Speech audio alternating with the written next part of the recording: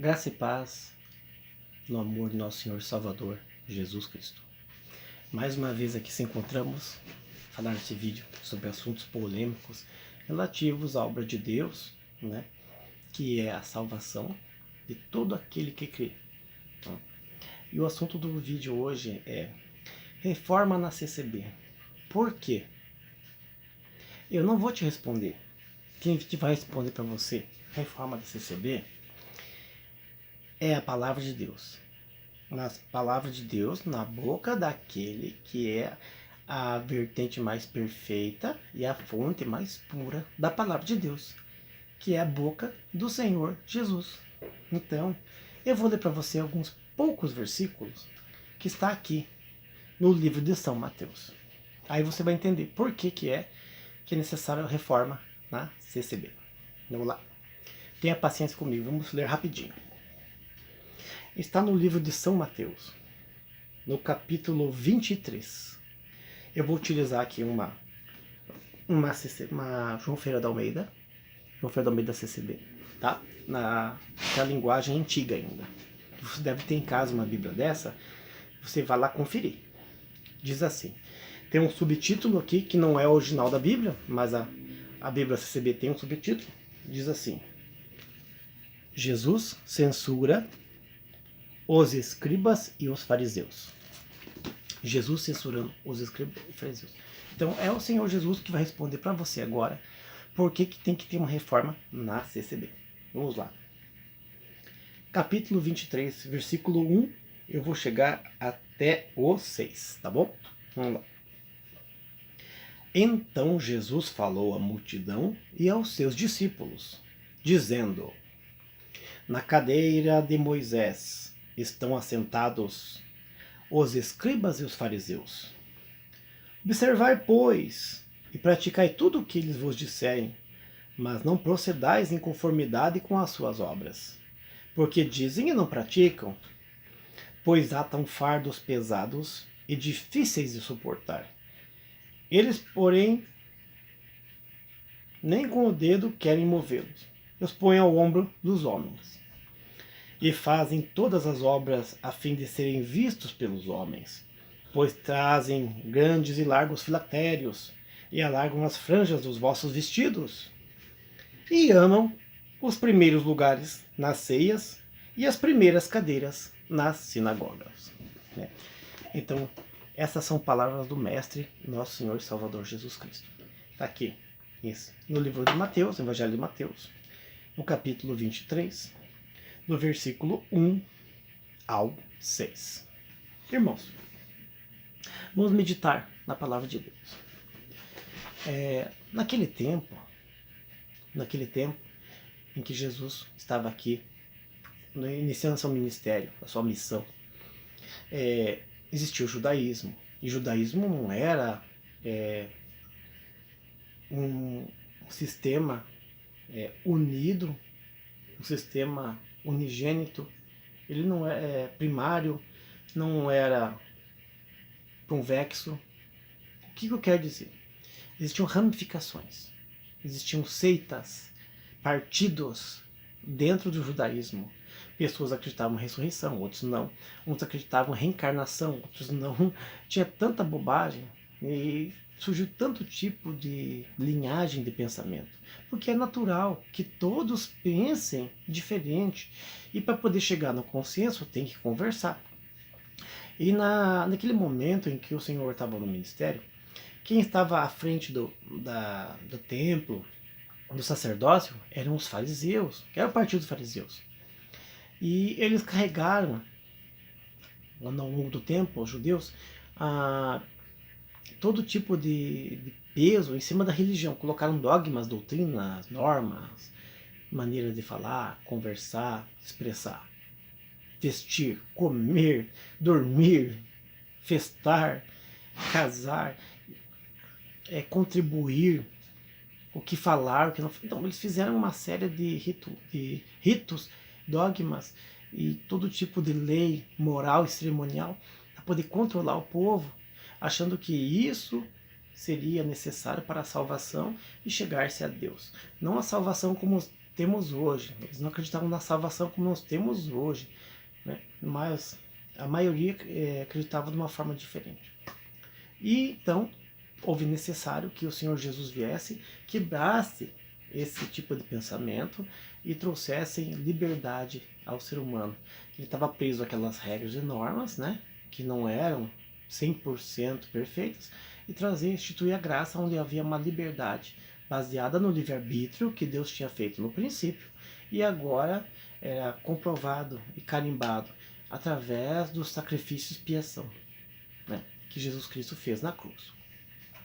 Então, quando ele fala ali que os fariseus colocavam, né, os escribas e fariseus, estavam na cadeira de Moisés, ou seja, estavam liderando a igreja, o templo, a sinagoga.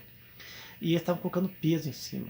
E queriam se mostrar que eram perfeitos. Falavam uma coisa, faziam outra. Diziam ter aparência de bondade, mas na verdade era um covil. E o que acontecia? Até na sua roupa, eles se mostravam, colocavam franjas nos vestidos, decoravam, ornavam, para você parecer que era tudo perfeito, tudo glorioso, que era um ar de santidade. Mas na verdade aquilo era só aparência, era só uma casca, né? Eles eram sepulcros caiados, como tem outras referências aí. E depois, engraçado, embaixo, ele diz que eles adoravam os primeiros lugares na ceia e os primeiros lugares na igreja, na sinagoga. E você sabe muito bem qual que é a denominação que, apesar de não colocar muitos membros atrás de um púlpito, do altar, mas na frente do púlpito do altar, ela lidera a igreja, colocando como honra os primeiros lugares para o seu grupo ministerial. Bem, eu não vou citar muito mais coisa aqui, porque a própria palavra já deixa bem claro o que é certo e o que é errado. Breve histórico da obra de Deus na Terra. A obra de Deus na Terra é todo o movimento que ocorreu da morte e ressurreição do Senhor Jesus Cristo até os dias de hoje e até a eternidade. Então, a obra de Deus não é a igreja em si, não é uma placa denominacional. A obra de Deus foi aquele sacrifício maravilhoso que ele fez, se entregar e vencer a morte e nos dar vida. O breve histórico é o seguinte, que após a ascensão do Senhor, os discípulos foram pregar, anunciar, alguns se desviaram, poucos, mas a maioria foi anunciar. Muitos foram martirizados. E lá pelo ano 80, 90, a igreja deu uma sumida, mas ela não acabou, ela continuou escondida. Eles faziam encontros em locais escuros, escondidos, né? Vamos dizer assim, as catacumbas, como falavam antigamente, cavernas, e foram espalhar o evangelho. Já no século IV, surgiu o catolicismo romano, que é uma seita, na verdade, é um paganismo romano, é um neopaganismo romano disfarçado de cristianismo. E até 1400 e alguma coisa, né, eles estavam imperando, né, sobre o mundo através do poder político do Império Romano e do poder espiritual como igreja, dizendo que era a única obra de Deus na Terra. O que é ensinado hoje na CCB é que durante esse período em que não havia CCB no Brasil, que não havia igreja, que Luís Franciscão não tinha sido escolhido por Deus para poder reabrir uma obra, como dizem eles, né? Eles dizem que durante esse período, né, não houve dispensação. Não houve dispensação da graça. Eu já vi isso muitas vezes falar. Mas é uma mentira, porque até 1400 alguma coisa, antes da reforma, existiam grupos isolados, e eu ouvia também o movimento valdense, o movimento dos irmãos, e assim por diante. Se você quiser uma referência do movimento dos irmãos, se você quer saber o que é o movimento dos irmãos, eu sugiro que você acesse o canal do nosso irmão Rafael Leonessa, um apologeta. O nome do canal dele é Clica Que Não, com K, Clica Que Não. Escreve tudo junto, vai aparecer uma bibliazinha assim no símbolo, né, no logotipo dele com uma labaredinha de fogo. É o canal do nosso irmão Rafael Leonessa. Ele tem maravilhosos vídeos sobre movimentos irmãos, seitas e heresias, na defesa da fé. Então não vou explicar para vocês o que é movimentos irmãos. Então, isso fica mais fácil vocês procurar o canal do irmão. Mas é interessante que durante aquele período da reforma também surgiram outros reformadores, em outros países. Eles também não concordavam com muitas coisas, porque cada um tinha parcos espaços da Bíblia. A gente sabe muito bem que é difícil ter textos, a maioria é feito na mão, copiado, e tem aquele problema que temos hoje da linguagem de um país para outro, do latim para uma linguagem nativa, é meio complicado, tem palavras que não existem, tem que mudar, ou tentar achar uma similar. Então veio João Calvino, né, Lutero, Hus, Armínio e assim por diante, né, muitos reformadores e contra-reformadores. E continuou sendo pesado. E a partir do século XVII e XVIII vieram outros movimentos, porque também achavam que estava pesado aquilo, que não estava batendo muito com a Bíblia. E engraçado que depois de alguns 40 ou 50 anos, lá por 1810, 1820, surgiu novamente o puritanismo.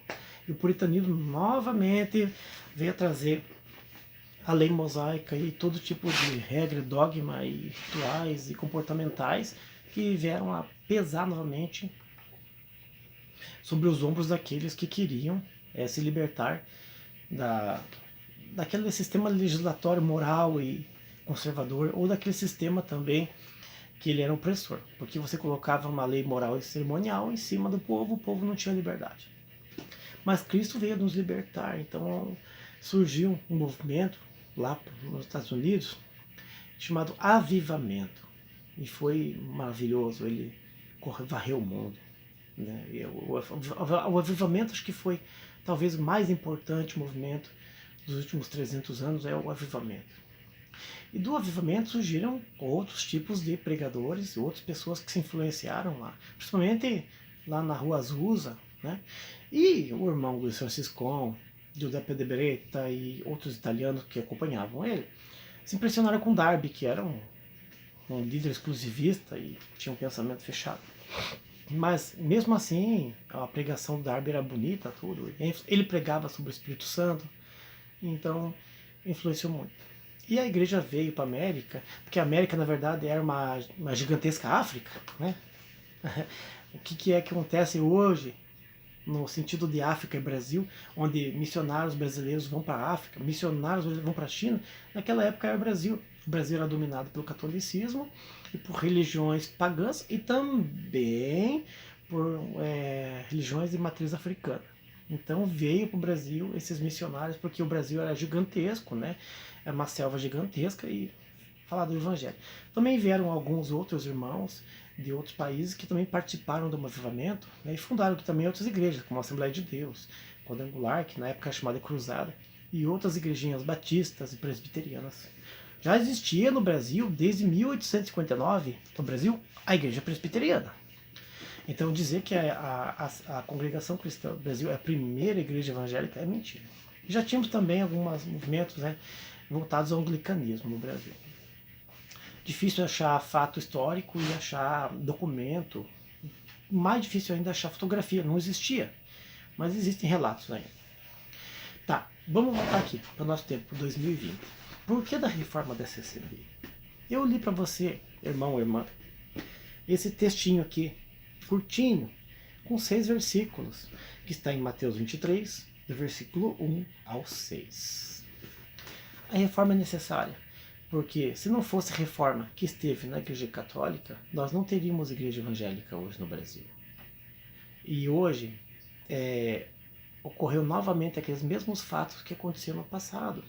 Está se voltando ciclicamente a se repetir aquele movimento que uma igreja vem, começa bem, começa a se perder no caminho, criar um monte de doutrina, um monte de pontinho, aquele pontinho, pontão, vira um pontaço, ou seja, grãozinho junto com saco de areia. Então, de coisinha em coisinha, a igreja se torna pesada para poder levar a fé sincera e pura e verdadeira ao coração do crente. Então, a igreja começou bem, ela desmembrou da Assembleia Cristã Reunida, Assembleia Cristã, o irmão Francisco fundou, e ela se desmembrou, se tornou algo totalmente diferente do princípio do irmão Francisco, que era salvar a alma, converter, libertar do pecado e assim por diante, né? E tornou-se uma seita. E depois, nos 60, começou a melhorar novamente, nos 70 se perdeu, nos 80 ela se afundou nessas dogmas e doutrinas e está aí do jeito que está hoje. Como diz o versículo ali, eles põem uma doutrina, um fardo pesado em cima do povo e nem com o dedinho querem ajudar. Nem com o dedinho. E olha que um dedinho faz falta, né? Com o dedo você pode aí pegar a mãozinha aí, escrever uma canetinha com o dedinho marcar, dar um ok, dar sinalizar que pode mudar. Eles não querem mudar. A reforma é necessária. Vinde a mim, vós todos que estáis cansados e oprimidos, e eu vos aliviarei. Essa é a frase mais bonita da Bíblia. Talvez para você talvez não entenda que não é. Eu te pergunto, irmão, irmã, qual que é a frase mais bonita que está na palavra de Deus? Eu digo que a frase mais bonita que está na palavra de Deus, que saiu da boca do Senhor Jesus Cristo, é esta. Por quê? Você pode pensar, foi quando ele falou lá, eu te entrego o meu espírito, lá quando ele rendeu a carne, ou quando ele perdoou aquela prostituta e disse, vai, não peques mais, nem eu te condeno. Você pode pensar muitas frases do Senhor Jesus Cristo. Mas essa frase é reveladora. Ele disse assim, ó, vinde a mim, vós todos. Opa, então vamos lá em Mateus 11. Deve estar aqui em Mateus 11. Mateus 11, que está no Mateus 11, versículo 28. Diz assim, ó, vinde a mim todos os que estáis cansados e oprimidos. Ele não falou um ou outro. Venha os cansados e oprimidos. Não, não vem aqui os cansados e oprimidos, não. Ele falou, vinde a mim todos os cansados e oprimidos. E eu vos aliviarei. Tomai sobre vós o meu jugo e aprendei de mim, que sou manso e humilde de coração, encontrarei descanso à vossa alma. Porque o meu jugo é suave e o meu fardo é leve. Interessante que ele diz assim que está cansado e oprimido. O povo estava cansado do judaísmo, daquele monte enorme. E de quando contestar os fariseus atacavam o povo, tratavam com aspereza, com gritos, com ameaças, maldições. A pessoa amaldiçoando o irmão, a irmã. Já viu o crente amaldiçoador? Aquele crente que amaldiçoa você, fala assim, tomara que você vá para o mundo, tomara que você fique desempregado, tomara que você pegue um câncer. Crente amaldiçoador, usa a boca para louvar a Deus e para amaldiçoar o irmão do lado, que é carne igual ele, tem espírito igual ele. E no final do versículo ele diz assim, porque o meu jugo é suave e o meu fardo é leve. Então, e aprendei de mim que sou manso e humilde, de coração. Você está vendo, irmão, irmã, hoje, um movimento de reforma na CCB. E eu te pergunto, quem está na cadeira de Moisés hoje, na sinagoga, ou seja, nas igrejas, é manso e humilde? É manso e humilde de coração quem está na cadeira de Moisés? Eu te pergunto, você que ficou aí quase 20 minutos escutando esse texto que eu saiu agora na cabeça aqui, inspiração, e esse vídeo, aquelas pessoas que estão lá na cadeira de Moisés, na igreja que você congrega, que não querem reforma, não querem mudança, que colocam um peso gigantesco nas costas do povo para seguir, dizendo que é assim vai salvar, eles são mansos e humildes de coração? São um povo zeloso, especial de boas obras? Porque manso e humilde, paciente, perseverante? Ou será que esse povo está ameaçando o povo ainda, maldizendo, amaldiçoando, falando mal, processando na justiça, querendo fazer censura com os irmãos, derrubando canais no YouTube, desabonando conduta da família? Isso eu tenho visto bastante. Então há necessidade de uma reforma. Quando vem a reforma, tudo se faz novo. Porque a Bíblia diz que nós aprendemos do Senhor que é manso e humilde. O fardo dele é leve. É interessante que quando a gente vê alguns relatos, né, de imigrantes italianos, né, vieram para o Brasil depois que foi abolida a escravidão, eles foram trabalhar na lavoura de café.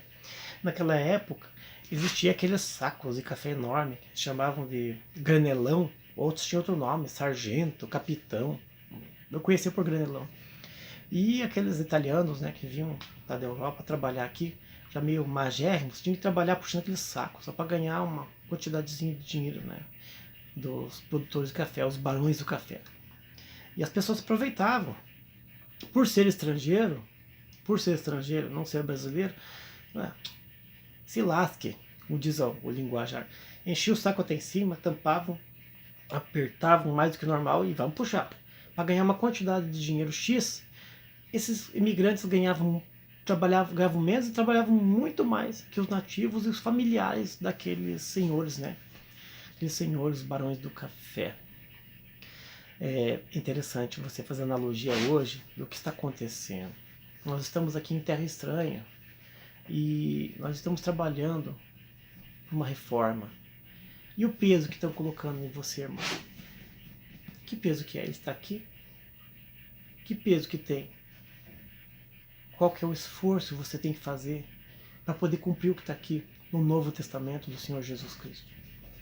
Mandamentos só tem dois. É um só, resume-se em dois, né? Que é amar o próximo como a ti mesmo. Se você fazendo isso, está amando a Deus. E se amar a Deus, tem que amar o próximo como a ti mesmo.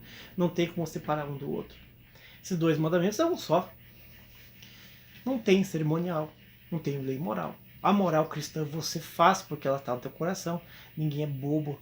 Ninguém aqui é criança para saber o que pode e o que não pode fazer. É claro que é bom estudar e aprender, mas a natureza humana já explica pra gente. A consciência do Espírito Santo nos mostra do que é certo, o que é para crente, o que não é para crente. Então para que ir na CCB? Para que ficar lá? Você vai lá com o teu saquinho vazio achando que agora eu tô tranquilo. Chega lá, cada cultinho que você vai, tchum, tchum, vou enchendo o teu saquinho de peso. Quando chega 2, 3 anos congregando lá, você tá com um saco desse tamanho nas costas carregando. Tudo torto. Tô servindo a Deus. Tá servindo, tô servindo a Deus. Tá servindo, tô servindo a Deus. E vai morrer lá servindo a Deus lá. Vai servindo a Deus como? Em quê? Em que você tá servindo a Deus? No que você serve a Deus, o homem?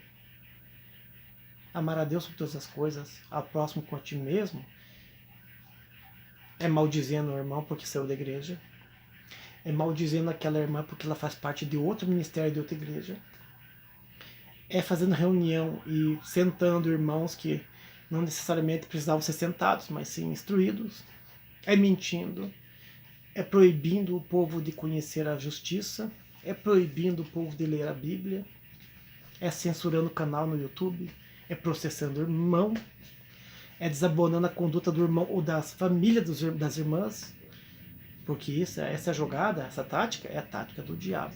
A tática do diabo é jogar o irmão contra a irmã.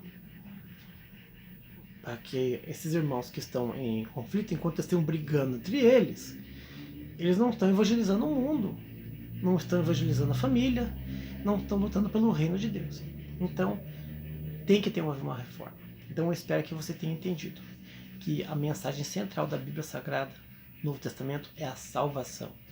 Vinde a mim, vós todos que estáis cansados e oprimidos, eu vos aliviarei, porque o meu fardo é leve, o meu jugo é suave. Quando o burrinho, a vaca, o cavalo, qualquer animal, besta, animal tratado para puxar uma carroça, ele colocado jugo nele, atrelado aquela cinta toda, a canga da cangaia do cabeçalho, ele puxa aquela carroça. Se aquele varão do cabeçalho for pesado, feito de embuia, o coitadinho do animal nem vai conseguir puxar, porque só a própria carroça já é pesada. Mesmo que puxe em dois, é difícil. Ainda enche a carroça de coisa. Coitadinho do bicho, é difícil, ele sofre. Ele consegue puxar por um tempo, mas sofre, logo tem que parar para tomar água e logo tem que parar para se alimentar novamente. Então, o jugo do Senhor é bem leve. O fardo que você está carregando não é pesado. O Senhor não está dando para você hoje, Senhor Jesus, um evangelho. Você crente. Nossa, eu vou ser crente. Agora eu vou ter que parar de conversar com minhas amigas. Não vou poder saudar com a paz do Senhor aquele irmão da Assembleia. Agora eu sou crente da congregação. Eu não vou mais poder namorar aquela moça porque ela é católica. Eu não vou poder namorar aquele moço porque ele é da Umbanda. Eu não vou poder mais conversar com aquela irmã lá, aquela da Quadrangular. Você acha que ritualização de dogmas é de Deus? Porque a ritualização dos dogmas acontece. Você pega uma lei criada por um ser humano, transforma em dogma e faz um ritual em cima daquilo, achando que aquilo vai te purificar, que aquilo é doutrina verdadeira. Então tem que ter uma reforma para acabar com isso, porque é tão fácil, é só amar o próximo como a si mesmo, amando a Deus sobre todas as coisas. E como é que você está amando a Deus? Você está na igreja Congregação Cristã no Brasil. No momento, o que todo mundo hoje em casa tem um celular na mão, né? Um celular, isso aqui é um controle, ó, controle de televisão, uma comparação. O celular na mão, todo mundo tem um computador, os custos estão aí. E o povo está aí, perdido, esperando uma reforma. Eu já citei em vídeos pessoas que morreram esperando a reforma e morreram mesmo, morreram, né? E não viram a reforma. E temos irmãos aí hoje há 20 anos na internet lutando pela reforma. Mas a reforma não parte só dos reformadores que estão lutando pela reforma. Ela parte de você, irmão e irmã que está vendo o vídeo. Você tem que fazer parte dessa reforma. Você tem que chegar de frente com os irmãos que estão sentados na cadeira de Moisés. Aqueles irmãos que amam os primeiros bancos da sinagoga. Entendeu? E quando eles mandam fazer alguma coisa, você faz, mas eles não fazem. Perguntar, mas por que vocês não fazem? Participar da vida política da igreja. A verdade é essa, a vida política da igreja. A parte administrativa da igreja. Não adianta você pegar a tua Bíblia, teu vestido, no caso da irmã, teu terno, no caso do irmão, e ir lá escutar um monte de coisa, vir para casa cheio de problema, perturbado, já tem problema em casa. Você, em vez de vir com o amor de Cristo no coração, você já vem preparado para combater o irmão da outra denominação, ou porque para jogar na cara do teu patrão, que teu patrão tá isso, aquilo, o teu filho tá isso, é isso. Você vem cheio de veneno que vai te fazer muito mais mal do que bem. Porque a palavra de Deus é libertadora. Mas a palavra do homem que tem visto hoje nessa denominação, ela é simplesmente para promover a denominação e excluir as pessoas que não estão da denominação, trazendo elas para cá, trazendo prosélito, ou seja, pescando em aquário. Então vamos mudar. Como é que vamos mudar? Através da reforma. E a reforma parte de você. Você é importante na reforma. É conversando no amor de Cristo com mansidão. E nota bem, hein? Se você for falar com o irmão, com a irmã, sobre um assunto a reforma, uma calma, tranquilidade, e aquela pessoa se bloquear e brigar e já começar a se alterar, note que ali já não há o Espírito Santo, ali é uma carnalidade da pessoa. Então, vamos fazer parte do movimento da reforma da CCB. Eu espero que Deus dê para você paz, sabedoria espiritual, para que você possa entender o quão importante que é para você que quer ficar na CCB. Participar da reforma. Se você não vai participar da reforma, saia de lá. Porque senão você não está fazendo falta para eles. Só vai fazer falta na hora que parar de dar a tua coleta, ou quando você não fizer muito número. Porque importante para eles também é número. Porque número é uma forma de propaganda. Quando a igreja está cheia, passa alguém de fora da igreja cheia. Opa, aquela igreja é boa, está cheia. Propaganda. Então, se você tem vontade de ficar lá, gosta da liturgia da igreja, do andamento do culto, da forma como é expressada, então você tem que lutar pela reforma. Senão você vai morrer no banco lá. E daqui a 100 anos, se nós estivermos vivos aqui, não eu, né, mas o ser humano estiver aqui, se o Senhor tiver voltado daqui a 100 anos, ela vai permanecer do mesmo jeito que ela vai permanecer. Então vamos lutar pela reforma e espero que você tenha entendido o contexto de que as palavras do Senhor Jesus é a primeira autoridade máxima do Novo Testamento. Depois vem os apóstolos, São Pedro, São Paulo e assim por diante, mas o Senhor Jesus é a autoridade. Vinde a mim, vós todos que estáis cansados e oprimidos, e eu vos aliviarei. Ele está te convidando para você ir a Ele. Então, pegue a Bíblia Sagrada, Novo Testamento, e leia as palavras do Senhor Jesus. Você vai a Ele e Ele vai te libertar e te deixar mais leve. Ele vai te libertar todo aquele peso que está sobre os teus ombros. Você vai sentir uma nova criatura, uma nova pessoa. Espero que tenha gostado desse vídeo, né? Comente, mande sugestões. Espero que Deus abençoe a tua vida com sabedoria, no nome do nosso Senhor e Salvador Jesus Cristo.